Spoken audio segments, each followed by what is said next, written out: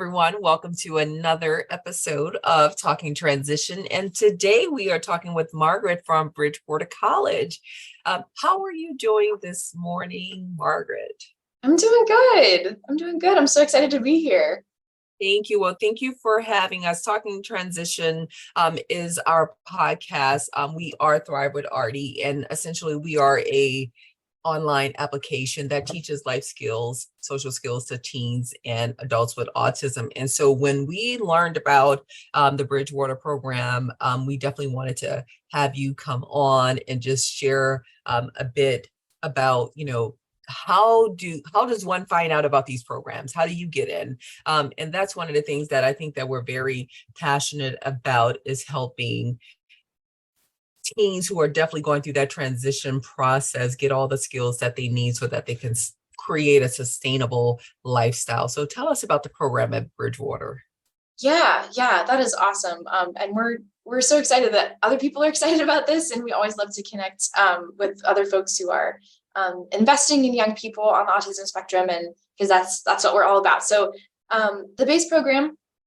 So BASE stands for the Bridgewater Academic and Social Experience Program, but we usually call it BASE. And so it is an individualized support program, and it's designed for students on the autism spectrum, but it's open to any student who feels that they could use the supports that it offers. And so we just recognize that a lot of folks on the spectrum needed, more than just academic support, and they are, positively more than capable of doing amazing things in college. They just have different perspectives, challenges, needs that than neurotypical students might have. And so we wanted to offer a wraparound program that addressed more than just academic needs. So we focus on 6 main support areas in the program. So academic, social, transitional, residential, and vocational and parent support. And so those are the main areas that we offers this support to these families, so that they can make it to the finish line and really just enjoy their time and thrive in college. I love that. Now, is this academic support throughout their time at the university, or is it just a 12-month program? Because I know some of these programs are just for a short period. They support you, the summer before your freshman year. How does that work? Yeah, that's a great question. Students can be in the BASE program as long as they want to be. So when they commit to a semester, and maybe that's all they need. Or maybe they say, hey, this is exactly what I'm looking for, and they continue the program for all 4 years. So that is a very flexible option. And because it is individualized, it looks a little bit different for each student based on what they need. So that also can sort of dictate how long they're in the program, because maybe they're totally fine socially, no problem there, but have some apprehension with academics, and so they come and they get academic support, and then once they're set, then they are set free and can be awesome independent adults without us. Yeah. So now, for those who do not know, where is Bridgewater located? It's a great question. Yeah, so we're in Central Virginia. So it's a pretty small private college in Central Virginia. There's a big college nearby in Harrisonburg, Virginia, called James Madison University. So a lot of folks know where that is. So we're just down the road. Down the road. Awesome. So you mentioned something about parental support as being one of those 6 elements. Now, I'll tell you, my son is on the spectrum. Okay. And but not just that, but I have two other kids, right? Okay. And so when it's time to go to school, right, I know every parent is like, oh, I have to let them fly. So, and of course, that's it's compacted, right? When the child is on the spectrum. Yes. What does that parental support look like? Yeah, that's a great question. And that's really important to us, because like you said, it is hard for every parent, and it is just magnified for folks with students on the spectrum. And so we wanted to not leave that part out, because I've had, it's getting toward August, so I'm having conversations with the incoming BASE students and parents, and their parents are saying, I just feel like I'm just leaving them there helpless. And so Yeah. the part of what the base program does is gives parents that peace of mind of like, you might not know what all's going on, but I will, and I am there for them. And so the point of the base program is not for them to have a different mom or a different dad, but it's to have a partner. And so some of the parental supports that we do, so we send out a regular email update to the parents that say, these are the workshops that we've had and the supports that they've been able to take advantage of. We had this social event and we did this, and it was really fun. And we also have every semester I have a Zoom meeting for all the base parents to come together and give an update on the semester so far, and they can ask questions and express concerns about anything that they want. And another support that I'm adding this year for first year parents especially is offering the chance for sort of folks who were in the base program last year. Their parents have said that they're open to having conversations with these parents who are dropping their students off at college for the first time, because there's a lot that I can support them, but there's a lot I don't understand. And so I want to offer that understanding. And so there have been a couple of parents who have been like, yes, absolutely, let's connect, let's talk. And so I'm giving them that contact information so they have people who really do understand them to talk to. I love that, because it gives the parent a support system. And it's like the autism community, they are a close-knit bunch, right? And so and two, it allows them to continuously have that. So I love that. Now,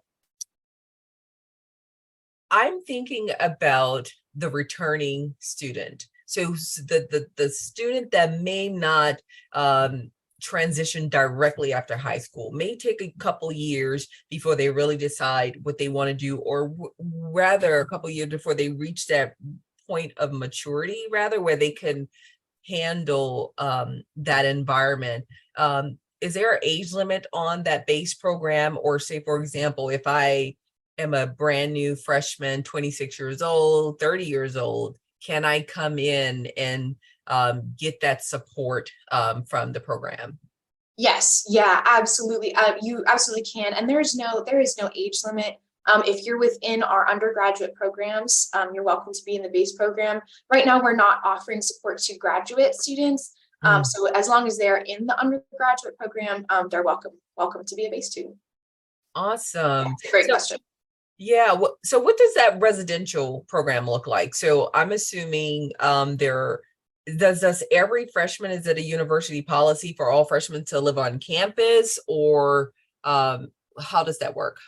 Yeah, so we're actually a 4-year residential college. So everyone lives on campus all 4 years. Okay. Yeah, so, and part of it is that we're a small school and community is just like so important. So that's just a huge value of Bridgewater, is that we are together and not just learning to love life together, but also learning how to have those hard conversations and become adults together by working through things that are hard. And a lot of things come up when you're living together in a close-knit community. And so, yes, all students, accepting, students who may be married or military service, those kinds of things, everyone lives on campus for all 4 years. Okay. Yeah. So I like that. Now, what are the admission requirements for Bridgewater? And is it different for the base program, or does everyone have the same admission requirements? And then the second part of that question would be, what's the best way for parents to start preparing their student based on those requirements? Because I've talked to several parents, and many people don't know that programs like this exist, one, and then two, if they're on a certificate path in high school and they realize, well, there's more that my child can do after this, so now they sort of need to switch and get them to that diploma path, so that way they at least meet some of those prerequisites to get into university. So take it away. Yes. Yeah. Great set of questions. So as far as prepping for admission to Bridgewater, so that can look a little bit different for everyone. So as far as, certificate programs, diploma programs, it's more about, transferable credits and what satisfies different requirements. So I won't go into depth about the individual requirements for like math requirements and that kind of thing, because that gets pretty specific. Mhm. But our admissions department is great about walking people through that on an individual basis. So they may have within a certificate program, okay, so yes, you have the science requirement, let's have you take another math class before you apply, those kinds of things. And so that is a more individual conversation, because every school is different, school district, state, all that. Right. But we do have those conversations. And, if they went to another university or community college or something like that before coming here, there's transfer conversations. This will satisfy this requirement, all that kind of thing. So some of the more basic admissions requirements, generally it's asked that you take, the SAT, ACT, and transcripts and those kinds of things are submitted, and a personal statement, sort of those typical college admission pieces. But when it comes to more individualized situations, our admissions counselors are amazing. And so I'm trying to remember the different parts of your question here. As far as the base program, any student who is accepted to Bridgewater can apply to the base program. So, people can apply anytime, but we'll generally only process the application once they have been accepted to Bridgewater. And then we'll process the application, which can be found online, and then reach out to the student, let them know they've been accepted, and take it from there. So there is a student application, which is on, like, if you just Google base program Bridgewater College, the base program page will pop up, and right at the top there is a student application button, and then there's a parent guardian questionnaire, and that's more just for our information and more of an intake process than for application per se. Mhm. And so that's how students can apply to the base program as well. So there's not no diagnosis or paperwork required. And that's a little bit different if students want to apply for accommodations, academic or housing. And I'll get to that in a second. But as far as the program itself, there's no diagnosis required, no paperwork, no IEP, none of that. Anyone who feels like they can benefit can apply. Oh, that's awesome, because I've heard stories too of parents feeling, or people having to wait to get the support because they have to prove the diagnoses, especially if you, say, for example, move from one state to the other, trying to get that information, or the diagnosis isn't really clear, but you have some of those autism traits, but it's not quite autism. So no, I like that. So the other part of that question was, how can students best start to prepare? But and I would say, based off of what you see, what are some of the best practices that helps a student to succeed once they're at Bridgewater? Yeah, that's a great question.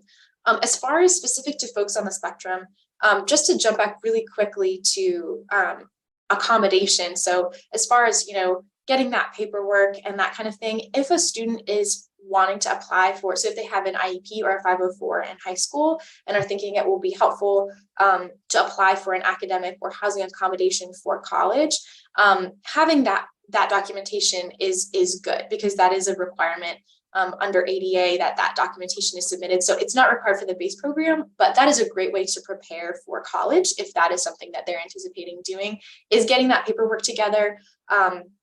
I know some, high schools provide evaluations that can be really expensive once the student graduates. So sometimes it's good to hear, okay, let's get that evaluation done now through the school, versus once they graduate, then goes through some, through a doctor's office or something that can be more expensive. So that's one thing to keep in mind as they are, applying for that kind of thing.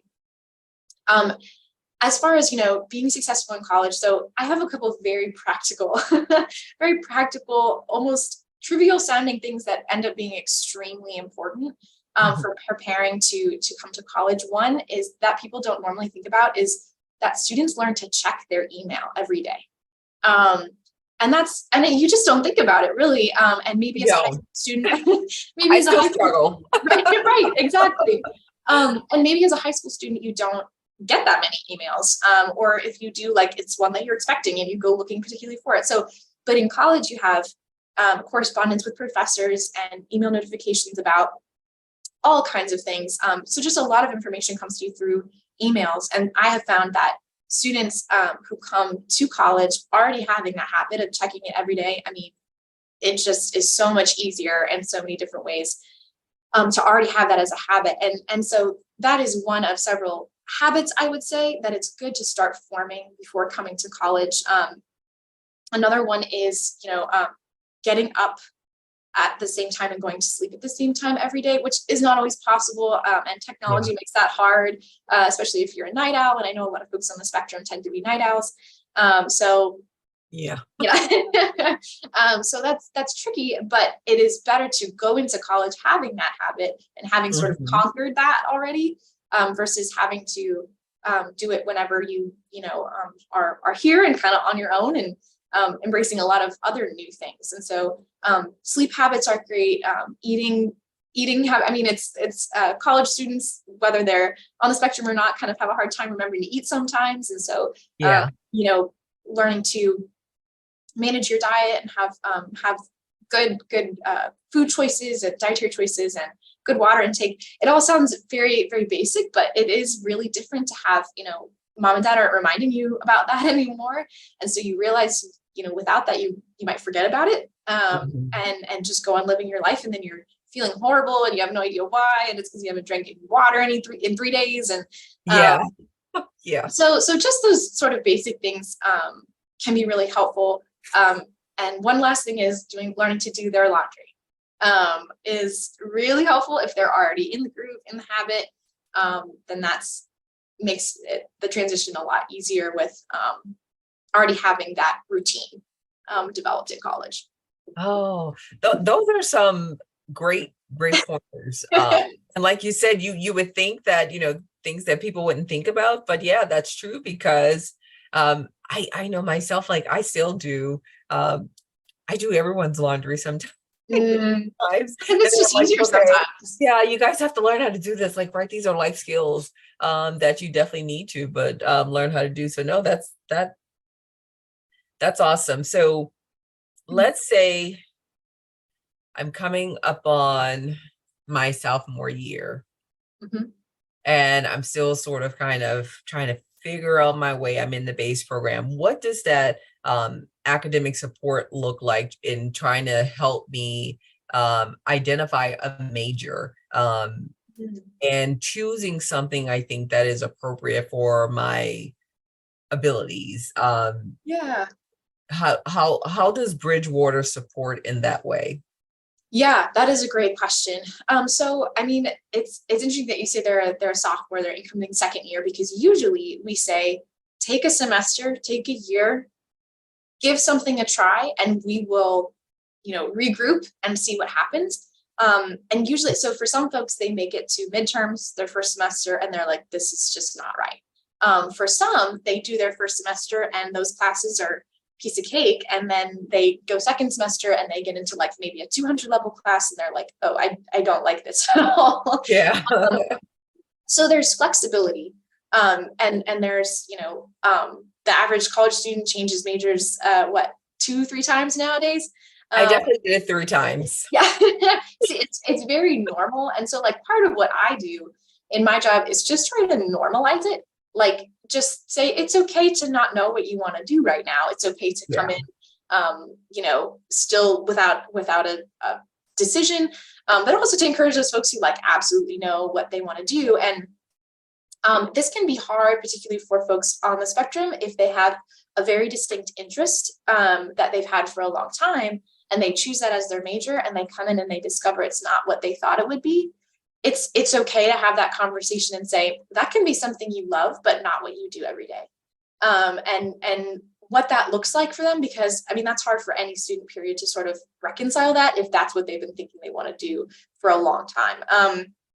And so those are sort of the conversations that we have. And as far as, support, so the faculty advisors are awesome. And because we are such a small school, that faculty to student ratio is great. And so you can always have conversations with your professors and say, I'm really struggling with this. I want to stay in the major, but this is really hard. And they will walk you through that and talk with you. Within the base program, I have a lot of these conversations, and that's students in the base program meet with me every week. And so that's part of the conversations that we have, especially around course registration time. So when it comes to course registration, I help out with some of that with the base students to say, okay, so, next semester, what are we thinking? Do we want to do classes in your major, but also try a couple in this other major just to see if you might want to switch? And you might have to take it semester by semester, year by year to figure that out. But you have tons of people to talk to guide you in figuring that out. And academic support, we have an amazing amount of academic support here at Bridgewater. And so, if you are struggling within your major, that doesn't mean you have to leave your major, because it could be just a hard class, a hard semester. I mean, everyone, whether they love their major or not, has a hard semester or two.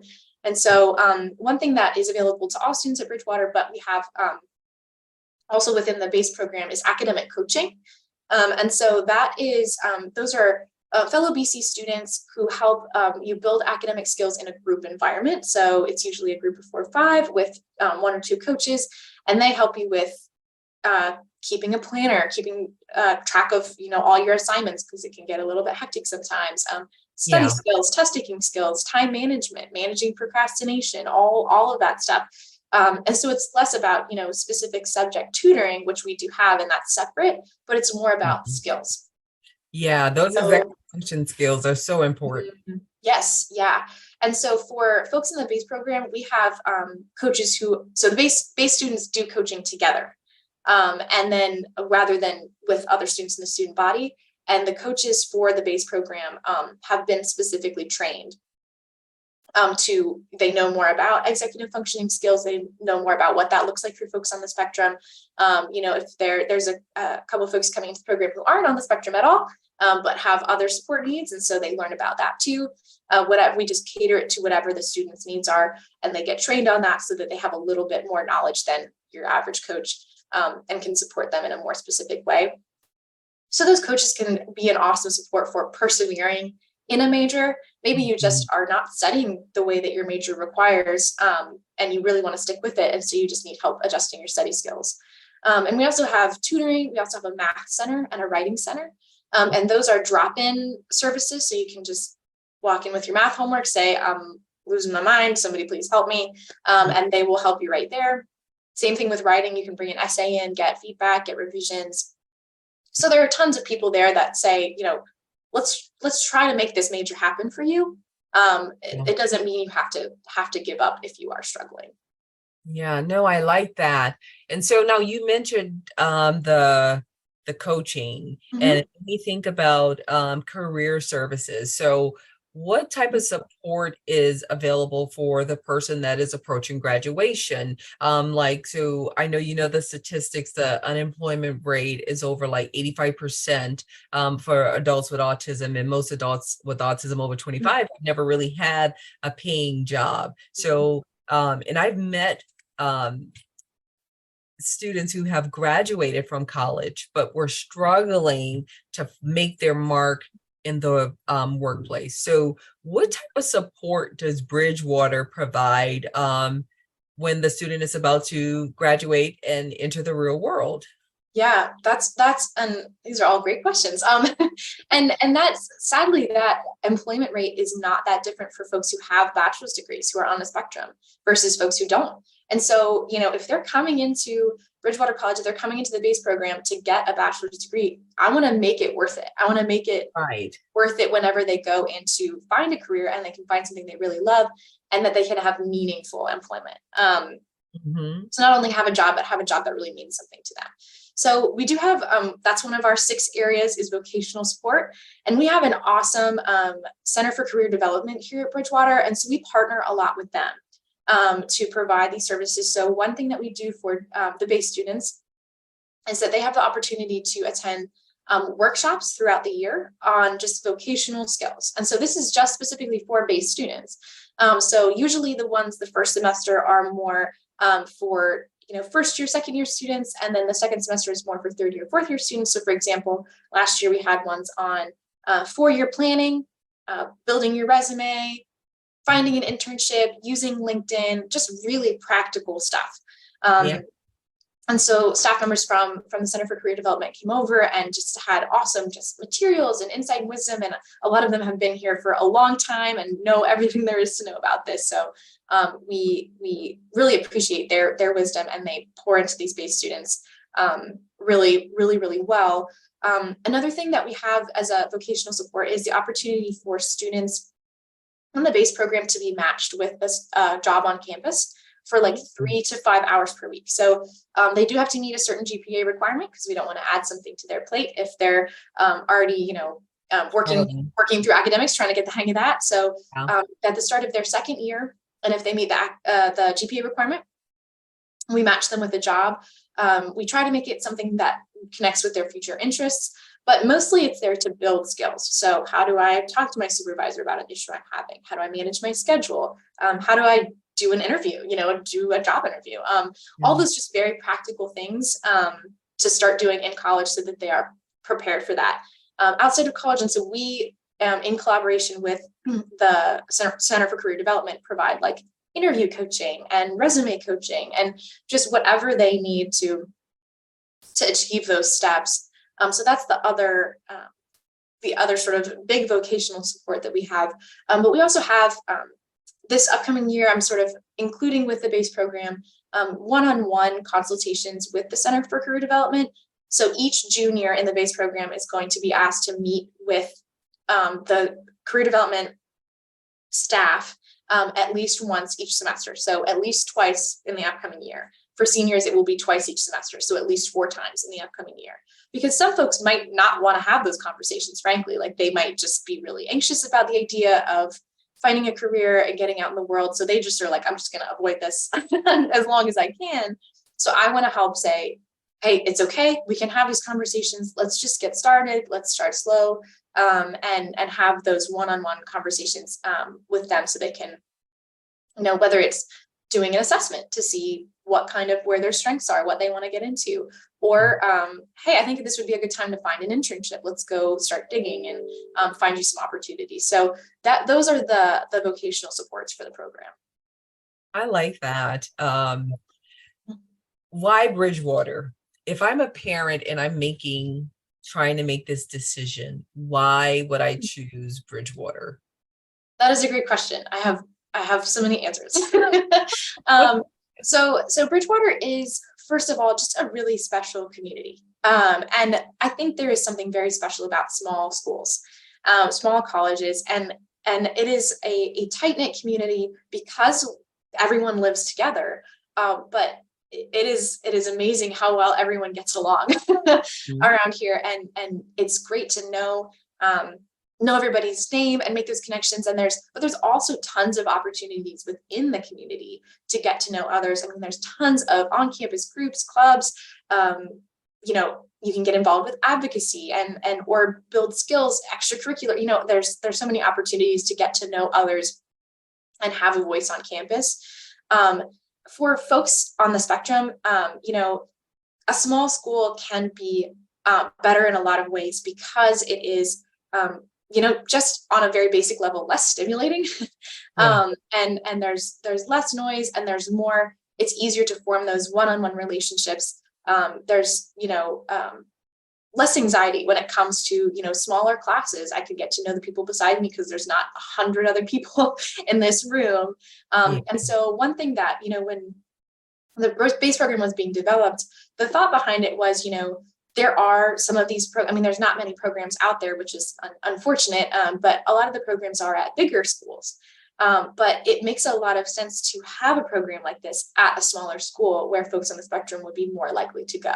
And so that is part of why the base program is here. And that's part of why Bridgewater is, because it not only has a program that can give parents that peace of mind and offer students the support for as long as they need, all 4 years if needed, but because it is in an environment that is smaller and, has an amazing chance for lifelong connections. And academic wise, like I said, like those faculty relationships can be very special and are very easy to form because of the small class sizes. Mhm. And lastly, this is just a thing for me, is that it is beautiful here. The campus is gorgeous. Virginia is my favorite state in out of all of them.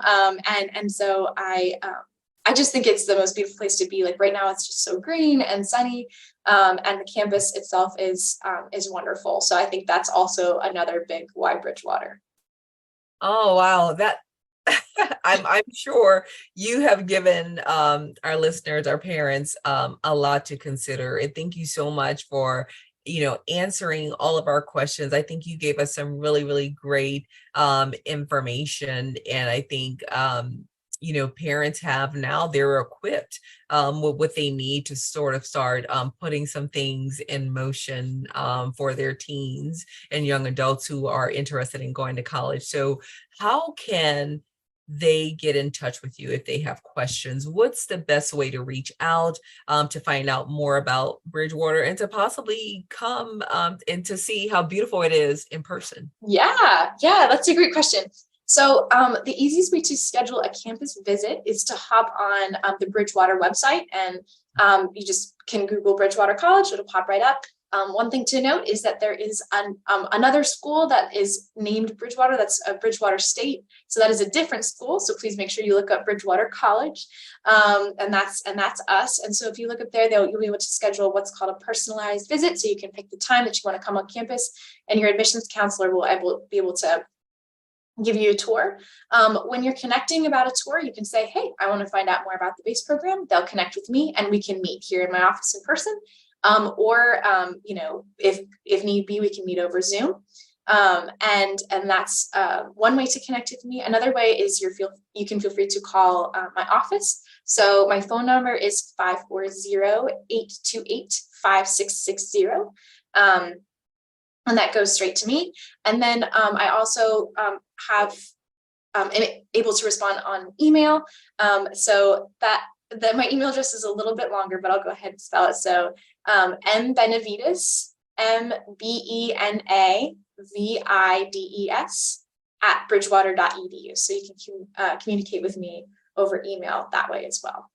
And we'll make sure that we provide all of that information that is typed out. Okay. They can just copy and paste. Perfect. So they'll be able to get in touch with you. Thank you so much, Margaret. It was definitely our pleasure to have you on today. Well, thanks so much for having me. This is awesome.